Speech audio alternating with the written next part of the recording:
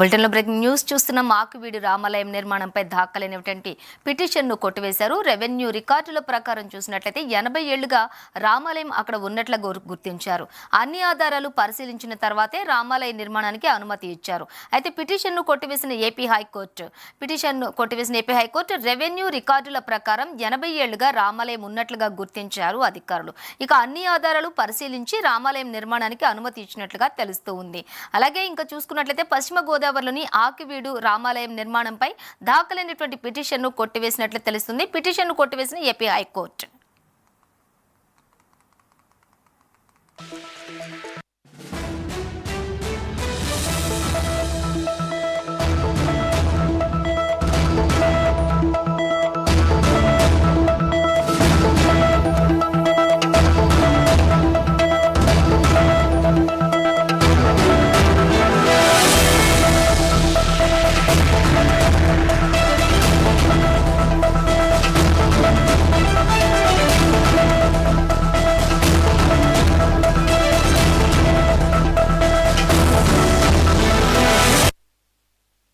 ఇక పిటిషన్ను కొట్టివేసిన ఏపీ హైకోర్టు పశ్చిమ గోదావరిలోని ఆకివీడిలోని రెవెన్యూ అధికారుల రికార్డుల ప్రకారం చూసుకున్నట్లయితే 80 ఏళ్లుగా రామాలయం అక్కడ ఉన్నట్లుగా గుర్తించారు.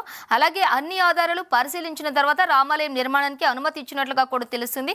ఇక దీనిపై మా రీజనల్ న్యూస్ కోఆర్డినేటర్ ఏడుకొండలు ఫోన్ ద్వారా అందిస్తారు. ఏడుకొండలు. పశ్చిమ గోదావరి జిల్లా ఆకివీడు పెద్దపేటలో ఉన్నటువంటి రామాలయ నిర్మాణాన్ని ఆపాలంటూ కూడా కొంతమంది ఏపీ హైకోర్టును ఆశ్రయించి పిటిషన్ దాఖలు చేశారు. అయితే ఇటీవల ఏదైతే మనం చూస్తే గనక 2 రోజుల క్రితం కూడా దీని మీద ఏదైతే అటు డిప్యూటీ స్పీకర్ రఘురామకృష్ణరాజు ఈ యొక్క రామాలయ పునర్నిర్మాణంలో భాగంగా శంకుస్థాపన చేశారు సతీ సమేతంగా. అయితే ఆ రామాలయాన్ని ఆపాలంటూ కూడా కొంతమంది కోర్టులో ఆశ్రయించారు. అయితే రెవెన్యూ రికార్డుల ప్రకారం 80 ఏళ్ళుగా కూడా అక్కడ రామాలయం ఉన్నట్లుగా కూడా ఏపీ హైకోర్టు అయితే గుర్తించింది. ఈ నేపథ్యంలో వీరు వేసినటువంటి పిటిషన్ అయితే తోచిపుచ్చినటువంటి పరిస్థితి. ఈ పిటిషన్ కొట్టివేయడంతో ఇప్పుడు వీరు ప్రస్తుతం డైలామాలో పడ్డారని చెప్పుకోవచ్చు. అయితే ఈ గతంలో నుంచి కూడా 80 ఏళ్ల క్రితం నుంచి కూడా రామాలయం ఉంది. అయితే అక్కడ ఎటువంటి పూజాది కార్యక్రమాలు నిర్వహించట్లేదు. అయితే ఇటీవల శ్రీరామనవమి నాడు అటు ఏపీ డిప్యూటీ స్పీకర్ అయినటువంటి రఘురామకృష్ణరాజు సతీ సమేతంగా అక్కడ పూజలు నిర్వహించేందుకు వెళ్తుంటే అక్కడ ఉండేటువంటి పెద్దపేటకు చెందినటువంటి గ్రామస్తులంతా కూడా అడ్డుకోవడం, ఆయన మీద దాడి చేయడం కూడా జరిగింది.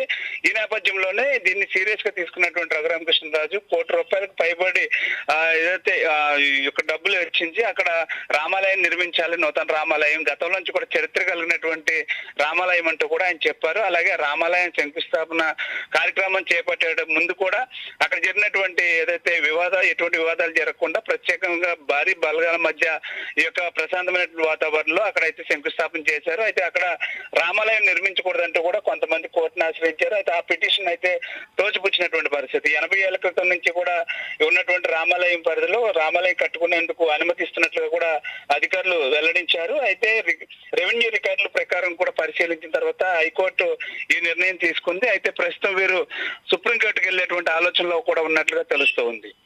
Right Yedukondalu, thank you for the updates.